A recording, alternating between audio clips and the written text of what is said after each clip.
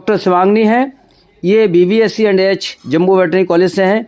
इनको मैं MPD की बारीकियां सिखा रहा हूँ, मीडियल लिगामेंट आइडेंटिफाई फील करा रहा हूँ। और ये पूरा वीडियो देखने के लिए किस तरीके से शिवांगनी ने ऑपरेशन किया है, डॉक्टर हंसराज भारद्वाज सर की बेटी हैं ये। पूरा वीडियो देखने के लिए मेरे चैनल को सब्सक्राइब करें, लाइक और शेयर करें।